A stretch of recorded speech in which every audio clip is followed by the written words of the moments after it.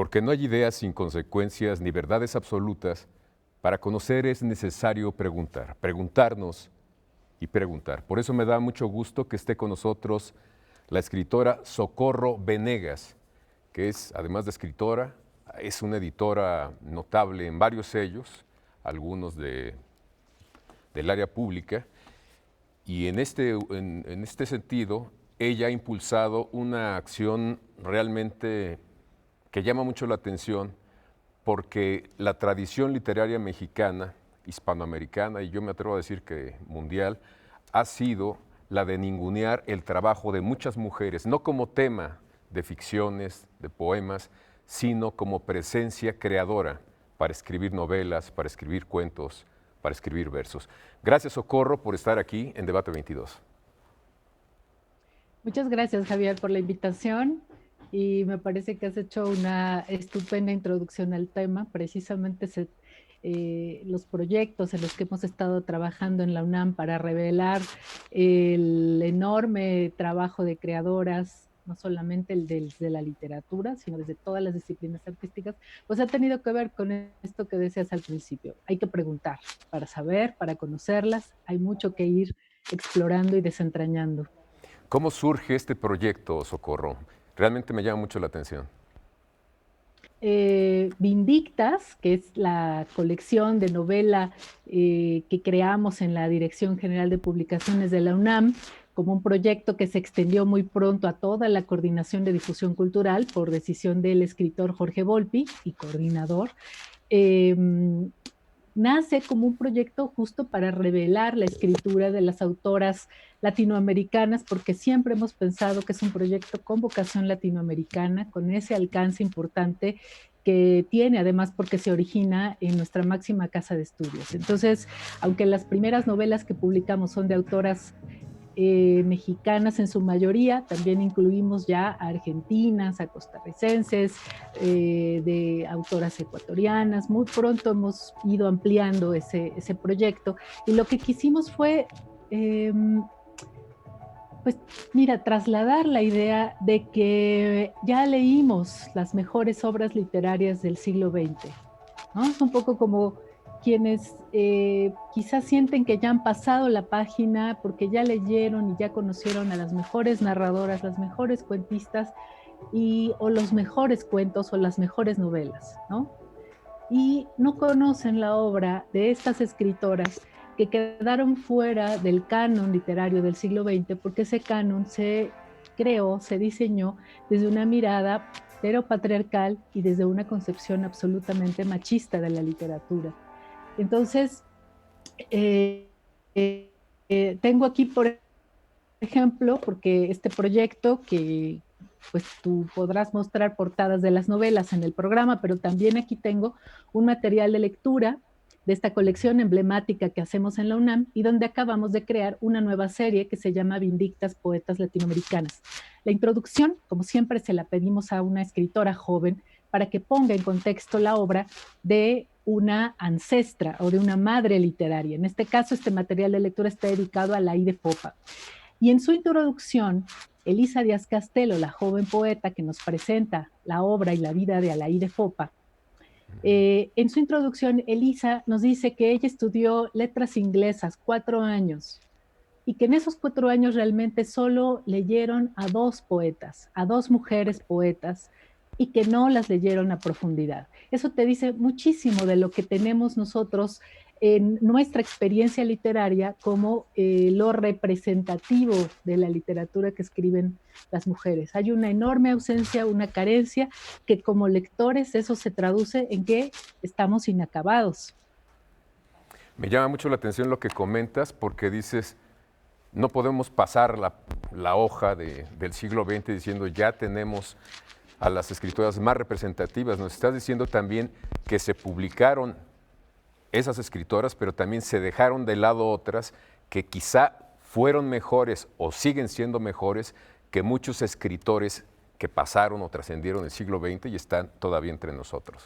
Sí, eso es algo que solo los lectores, a lo que solo los lectores pueden llegar, a ese tipo de conclusiones, ¿no?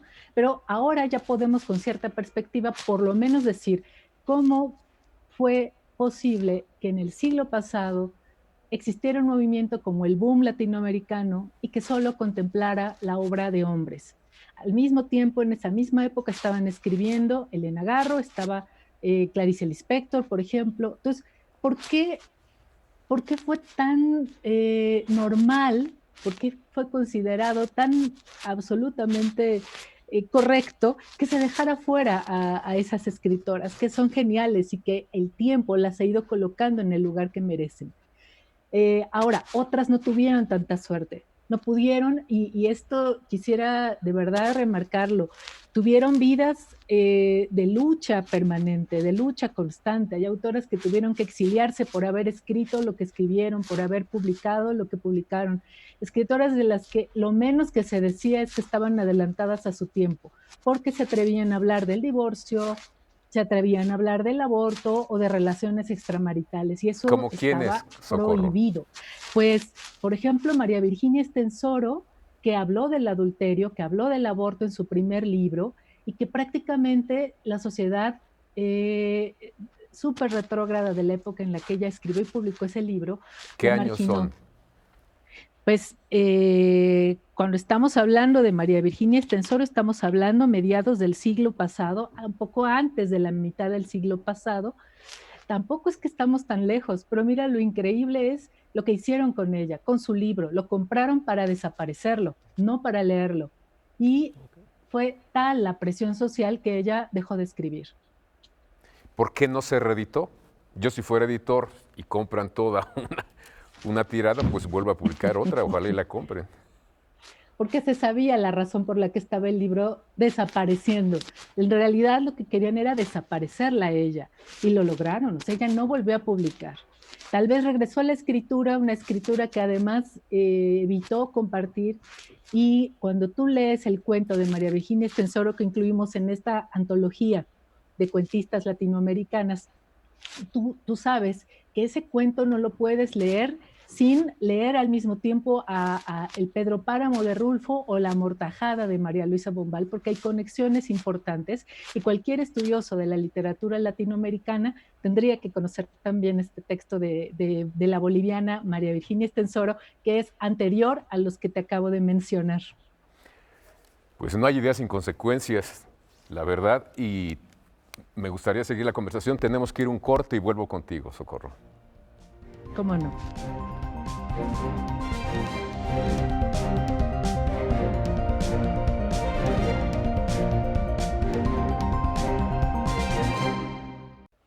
Les recuerdo que está con nosotros Socorro Venegas. Ella tiene una propuesta editorial muy interesante publicada por la UNAM, Vindictas, que busca rescatar, traer del olvido a escritoras que han sido muy importantes y por eso mismo las hemos desaparecido. Es terrible esta cultura que nos estás documentando, estimada Socorro. Es terrible porque se metieron no con la obra, no con el trabajo creativo de estas autoras, se metieron con ellas directamente como personas para acallarlas. Fue un ejercicio de marginalización y lo más terrible que te decía que a mí me parece es que como ha sido, como en muchas otras esferas de nuestra vida social, cómo es normalizada esa violencia, porque marginalizarlas, invisibilizarlas, es también una forma de violencia contra las mujeres creadoras.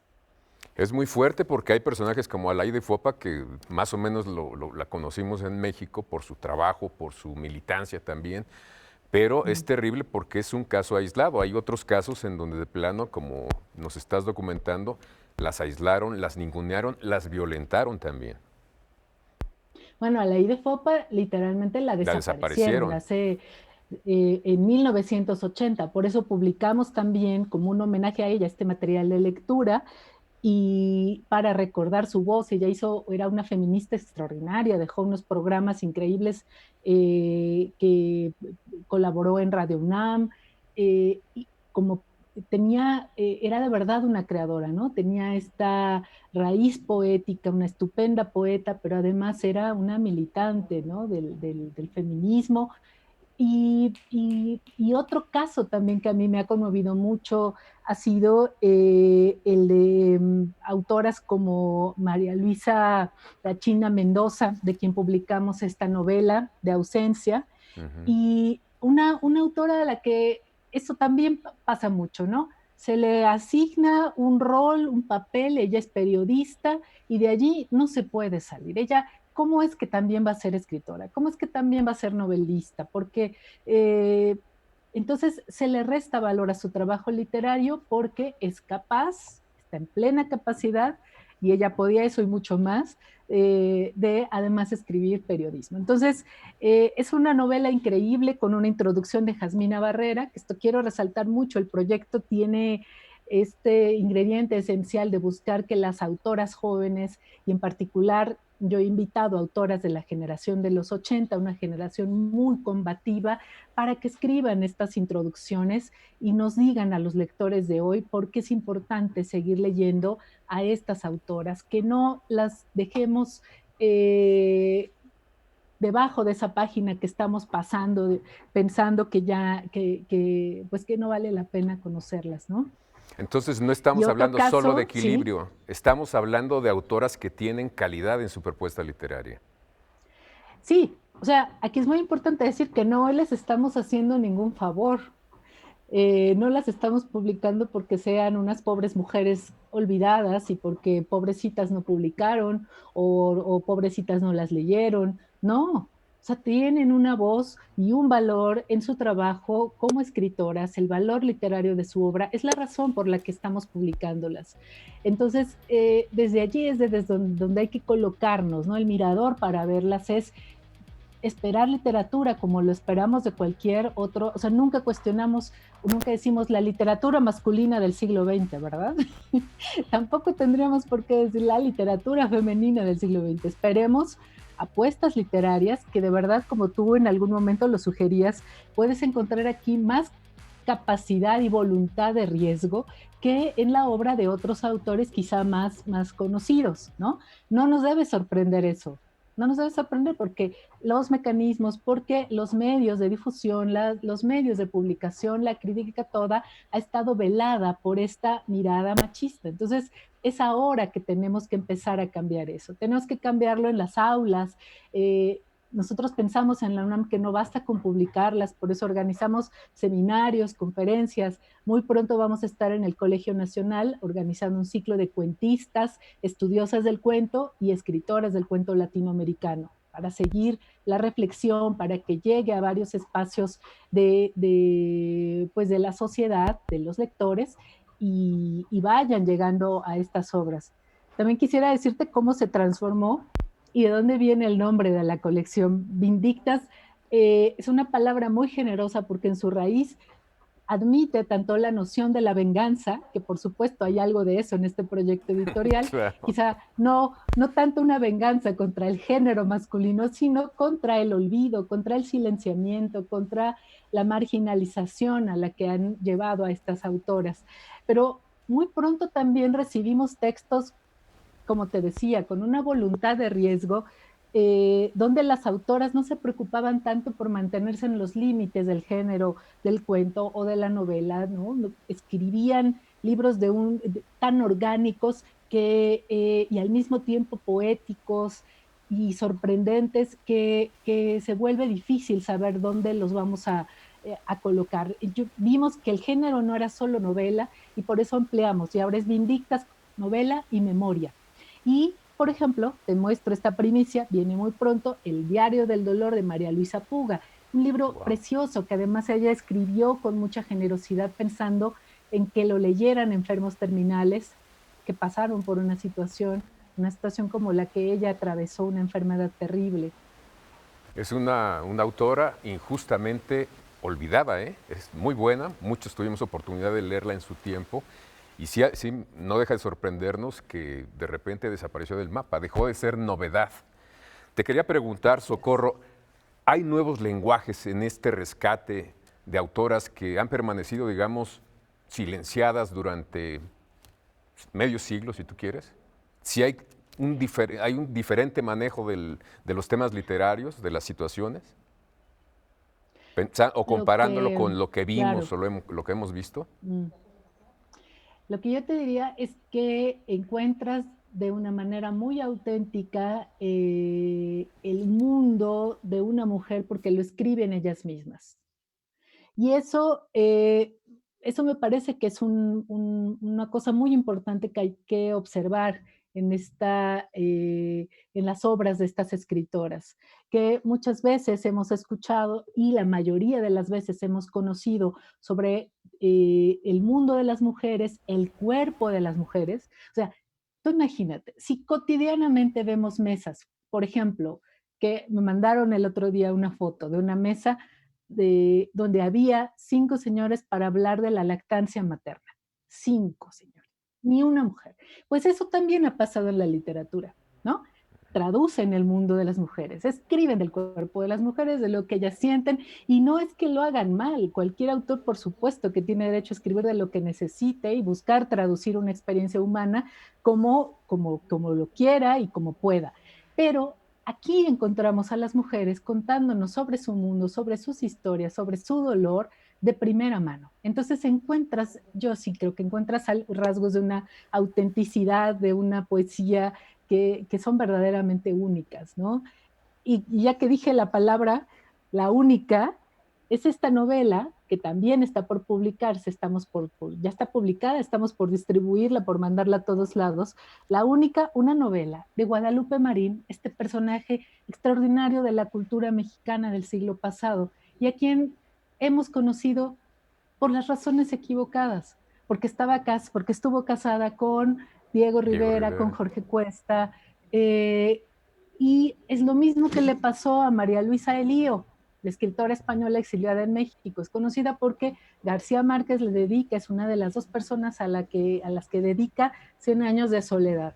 Bueno, pero son además extraordinarias escritoras y dejaron registros de su tiempo, de su vida. En el caso de Elío, un diario tremendo, fragmentario, con una voz desde la locura, un texto de verdad de avanzada que pues llega hoy a nuestras manos, hoy hay que disfrutarlo, hoy hay que leerlo, pero yo sí te diría, como nota a pie de página, una nota dolorosa a pie de página, es que en nuestra formación como lectores, como escritores, como editores, qué maravilloso hubiera sido conocerlas antes, cuando estábamos formándonos, cuando estábamos construyendo nuestro imaginario, fundamentando nuestra trayectoria lectora, porque yo creo que eso sí nos hubiera hecho ver de otra forma la literatura. Nos habría Entonces, enriquecido.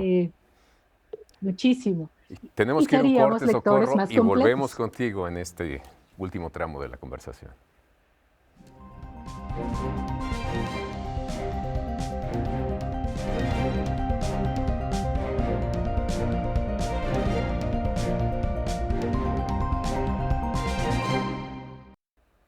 Pues es todo un privilegio escuchar a Socorro Venegas, que es la directora de Mm. Publicaciones y Fomento Editorial de la UNAM, porque nos está permitiendo ver, gracias a una propuesta editorial que rescata las voces, las presencias de mujeres perdidas quizás hace medio siglo, para ver que no solamente ellas perdieron, perdimos nosotros como lectores. Socorro, qué bueno que podamos decir Madame Bovary, c'est moi, pero es necesario escuchar que ellas lo digan, ¿no te parece?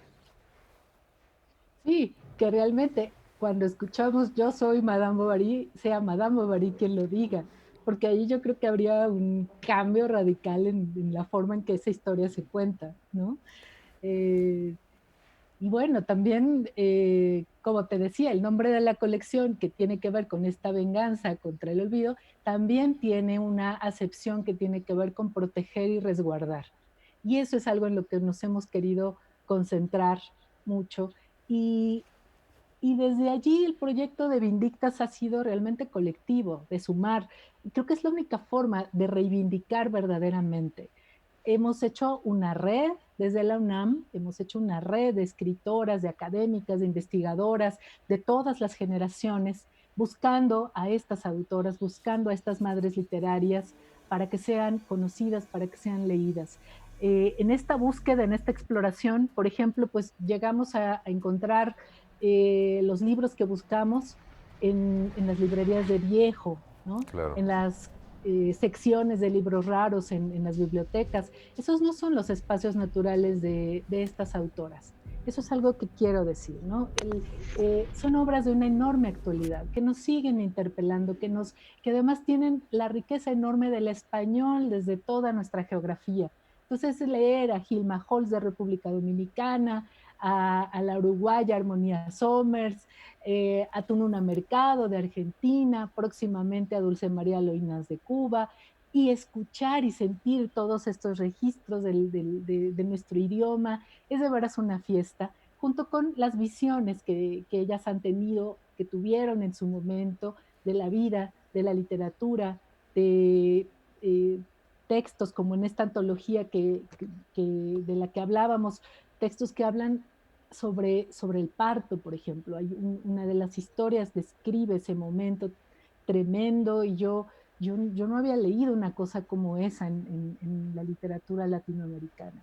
Y otras amigas, colegas me han dicho, de las 20 escritoras que están publicadas en esta selección de cuentos, de las 20 conozco quizá a 2 o a 3. Eso me lo dijo una compañera que ha estudiado su licenciatura en letras, su maestría también es en literatura, y hay 17 autoras que nunca escuchó nombrar en sus cursos, en su plan de estudios. ¿Y tú tienes esperanza de que puedan penetrar al mundo académico? Porque la academia se rige con otros tiempos, con otros patrones, y esta propuesta demasiado nueva tal vez cueste trabajo que la digiera, ¿no? Cuesta trabajo, pero es un esfuerzo que pues que hay que empujar, ¿no? Y como te decía, tenemos que ir ocupando los espacios. Es muy importante que desde la UNAM, que pronto desde el Colegio Nacional hablemos de la necesidad de conocer, de reivindicar a estas autoras. Eh, es una tarea en la que tenemos realmente un año, poco más de un año trabajando con este proyecto. La misma UNAM ha reconocido que es importante no solamente visibilizar la obra de las escritoras, Vindicta se volvió un proyecto transversal, Jorge Volpi lo hizo, un proyecto transversal en todas las disciplinas. Entonces hay Vindictas música, danza, teatro, artes visuales, en programas que se pueden consultar en TV UNAM. Hemos compartido con Canal 22 también varios de estos proyectos, porque, como te decía, es que todos tenemos que estar en esta tarea. Críticos literarios, los bibliotecarios, los libreros que nos ayudan a poner en la mesa de novedades a estas escritoras, pero y también los medios de comunicación. Tenemos que hacer esta tarea todos juntos, que es una tarea, como me lo dijo una escritora ecuatoriana que quiero y admiro mucho, María Fernanda Ampuero, me dijo, esto es escritoras exhumando escritoras, pues tiene que ser todos exhumando a las escritoras, porque esa luz tiene que llegar para todas y para todos los lectores, porque tú lo dijiste perfectamente, ¿no? Nosotros estamos en carencia, estamos con unos huecos, unos vacíos en nuestra historia lectora que no sabíamos que teníamos. Socorro, además de las novedades que ya nos mostraste que vienen, ¿qué sigue? ¿Cuántos títulos tienen en mente publicar, digamos, en lo que resta del año? Publicaremos en la colección de novela y memoria entre 4 y 5 novelas cada año. Estamos también por lanzar una nueva serie, así como hay Vindictas Poetas Latinoamericanas en material de lectura, vamos a tener también Vindictas Pensadoras Feministas. Por otro lado, pues también quisiera contarte que no solamente en nuestra colección con el sello de Vindictas estamos publicando más autoras. Revisamos todo el proyecto editorial de la Dirección de Publicaciones de la UNAM y encontramos lo que era perfectamente normal y esperable. Normal lo pongo entre comillas porque es esta visión normalizada donde parece que así tiene que ser, que no hay autoras suficientes o que tengan la calidad suficiente para ser publicadas. Y entonces hay colecciones donde había un 80-20% en la proporción de autores publicados, ¿no? 80 hombres, quizá 20 autoras. Esa era una constante. Entonces, hemos ya equilibrado más. Por supuesto que hay que buscar, que hay que investigar y cuesta trabajo llegar a la obra de las escritoras, por lo que acabo de decir. Tienes que ir a las colecciones de libros raros, tienes que ir a la librería de viejo, tienes que exhumar, porque esas obras no van a llegar de manera natural a la mesa de novedades ni a la mesa de los lectores. Ese esfuerzo entonces nos toca a los editores también, en principio, y luego hay que llevarlo a todos lados. Socorro Venegas, no se lee impunemente. Muchísimas gracias por compartirnos esta inquietud que están materializando, porque realmente tenemos un déficit con muchos lectores, sobre todo con los jóvenes que no se han acercado suficientemente a la literatura, para que tengan una plataforma más completa de lo que ha sido la sociedad mexicana, la sensibilidad también de la cultura mexicana a través de estupendas escritoras. Gracias, Socorro. Gracias a ti, Javier. Y gracias a ustedes por acompañarnos aquí en Debate 22. Los esperamos la próxima semana.